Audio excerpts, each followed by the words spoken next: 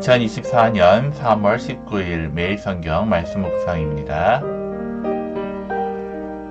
오늘 성경 말씀은 마가복음 13장 1절에서 13절에 있는 말씀입니다.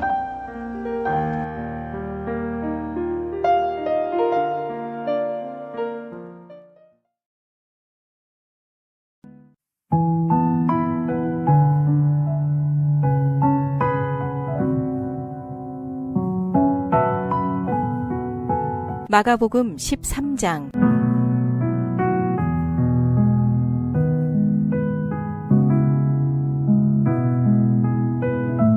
예수께서 성전에서 나가실 때에 제자 중 하나가 이르되, 선생님이여 보소서, 이 돌들이 어떠하며 이 건물들이 어떠하니이까?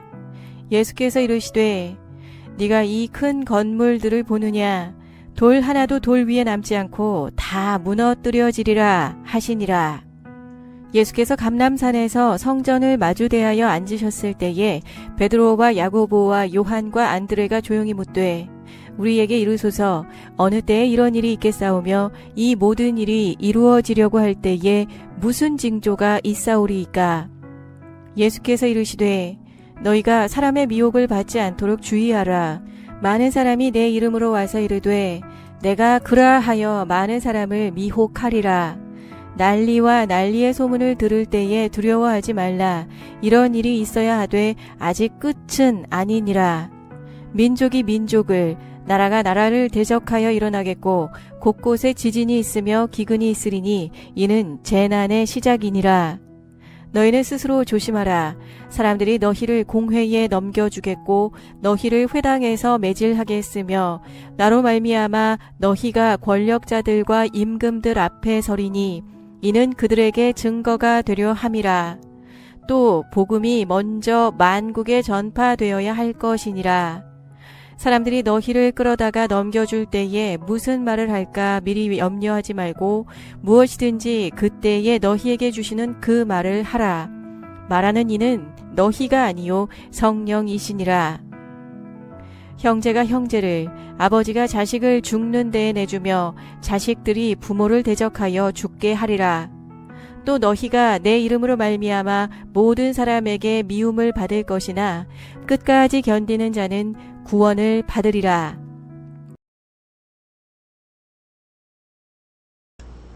샬롬, 우리 영석교회 우리 청년부 여러분들, 사순절 기간 어떻게 잘 보내고 계십니까? 항상 주의 말씀을 묵상하면서 주님을 닮아가는 우리 청년부가 되기를 바랍니다. 오늘 성경 말씀에 보면 예수님은 제자들에게 종말의 징조와 함께 제자들이 감당할 일들을 말씀해 주십니다. 함께 종말의 때를 살아가는 우리가 새겨야 할 말씀은 무엇이며 어떤 일인지 살펴보기를 바랍니다. 예수님께서 성전에서 나가실 때 제자들은 성전의 화려함과 웅장함에 취해 자랑을 합니다. 당시 유대인들에게 예루살렘 성전은 자랑이요 또 자부심이었습니다. 성전에 계신 하나님께서 그들을 보호하고 계신다는 막연한 생각에 사로잡혀 있었습니다. 그래서 무너지지 않을 것 같은 화려하고 웅장한 성전이 있다는 그 사실이 크게 안심이 되었던 겁니다. 그런데 예수님은 그 성전 건물을 완벽하게 무너져 버릴 것이라고 말씀하십니다. 제자들은 심히 당황하고 놀랄 수밖에 없었습니다. 그래서 예수님께서 성전에 대해서 그렇게 말씀하셨던 사실이 적지 않은 충격이었던 것입니다. 성전은 선민의 상징이었고 신앙의 중심이었기 때문에 더욱 그랬을 것입니다. 그래서 베드로와 야고보와 요한과 안드레는 혹 큰 재난에 대한 예언이 아닌가 질문을 합니다. 질문하는 의도는 분명했습니다. 단지 그 재난의 날을 알아서 미리 피하거나 대비하고자 위함이었습니다. 자기들에게 일어날 일들을 피해보고자 하는 마음이었던 겁니다. 그래서 주님께 큰 재앙이 나타날 때 징조가 어떠한지 묻습니다. 그러나 사실 예수님을 믿는 제자라면 굳이 그날과 그때와 그 시를 알아야 할 이유가 없습니다. 그날과 그때와 그 시가 아니라도 이미 종말의 날을 살고 있기 때문입니다. 그러므로 제자들이 주목하고 잊지 말아야 할 것은 예수님께서 나와 함께 하신다는 사실입니다. 그 예수님이 재림주로 다시 오셔서 만물을 심판하시고 또 믿는 우리를 구원하실 것을 믿는 믿음입니다. 그 약속과 믿음 안에서만 세상을 보고 살아가면 됩니다. 그것이 예수님께서 우리에게 원하시는 믿음이요, 종말에 살아가는 삶의 중심인 것입니다. 그래서 예수님은 종말의 징조를 묻는 제자들에게 그 징조를 말씀하십니다. 그런데 그 징조가 전혀 특별한 일들이 아닙니다. 스스로 그리스도라고 말하는 사이비, 거짓 선지자가 많이 나타날 것이라고 하십니다. 그 외에 전쟁과 기근과 지진 등등 일들이 징조가 될 것이라고 합니다. 그런데 정말 이런 일들이 징조로서의 가치가 있을까요? 우리가 살아가는 세상의 역사 속에 늘 있었던 일이지 않습니까? 그리고 지금도 늘 함께하는 일들이지 않습니까? 그렇다면 굳이 그런 일들을 보면서 종말의 징조라고 말할 수는 없을 것입니다.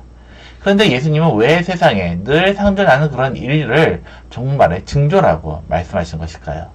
결국 예수님은 제자들에게 종말은 대비하고 피할 일이 아님을 말씀하시는 것을 알 수가 있습니다.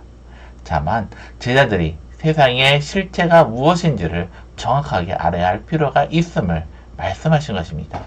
즉 제자들이 살아갈 세상은 거짓 선지자들과 사람들을 미혹하는 세상입니다. 그리고 전쟁과 기근과 지진과 같은 것들을 통해 세상은 소망을 둘 곳이 아님을 알아야 합니다.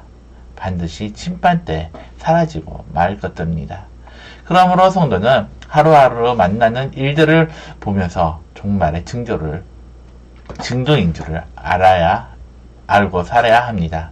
그러면 주님을 바라보지 않을 수 없고 주님을 의지하고 믿지 않을 수가 없습니다. 모든 형상과 일들이 하나님의 뜻을 따라 이루어져 감을 고백할 수밖에 없는 겁니다. 그러한 성도는 항상 기뻐하고 쉬지 않고 기도하며 범사에 감사하며 살아갈 수가 있습니다. 주님은 종말을 살아가게 될 제자들에게 그러한 삶의 중심을 바라고 계셨던 겁니다. 종말은 우리가 기다리는 것이 아닙니다. 이미 시작되었고 우리는 그 종말을 살아가고 있습니다.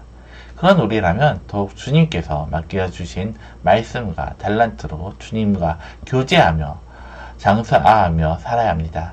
주신 달란트를 땅에 묻어두고 다시는 주님을 만나지 않을 것처럼 살아서는 안 되는 것입니다.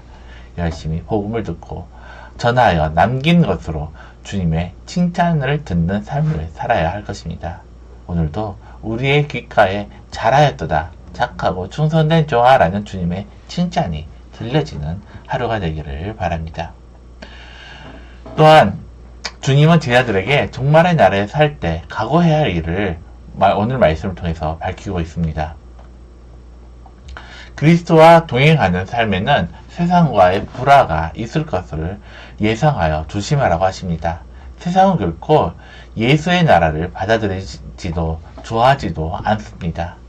세상 사람은 자기가 주인이 된 자리를 절대로 내려놓고 싶어하지 않기 때문입니다.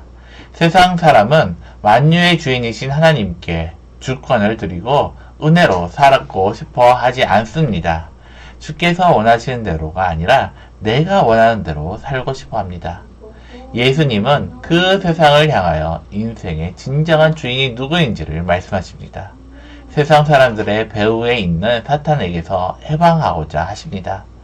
그래서 세상은 예수님을 꺼리고 제거하고자 합니다. 세상 속에 예수를 따르는 제자들은 반드시 불화하게 되어 있습니다.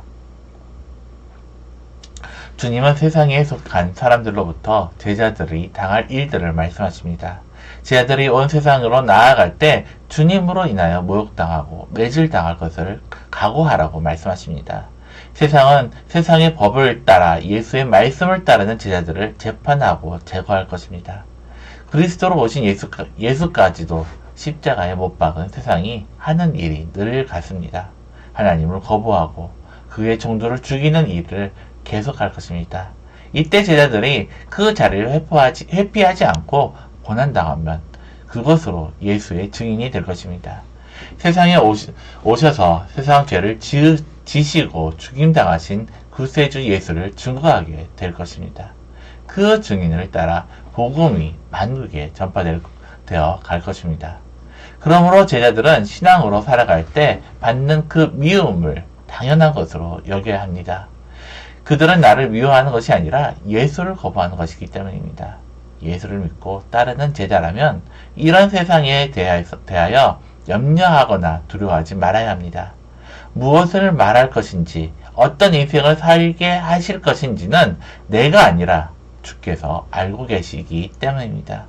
그리고 항상 성령께서 제자들과 함께 하셔서 친히 그 입술에 말할 것을 주시기 때문입니다. 성령께서 주신 말씀은 언제나 십자가에 죽임당하시고 부활하셔서 영원히 계신 그리스도십니다.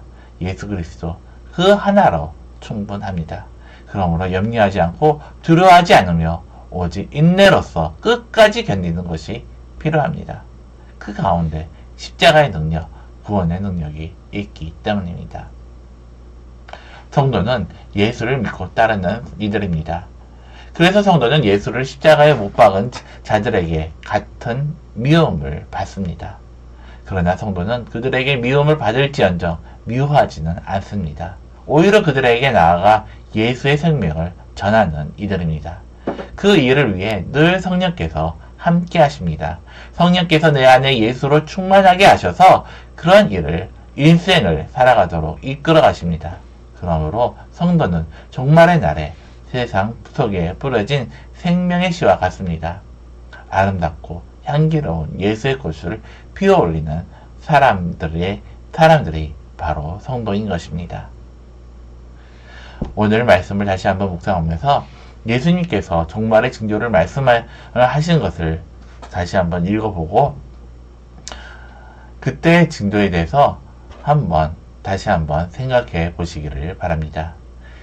예수님의 말씀을 통하여 종말의 때를 살아가는 제자들이 당할 일들을 한번 생각해 보시기 바랍니다.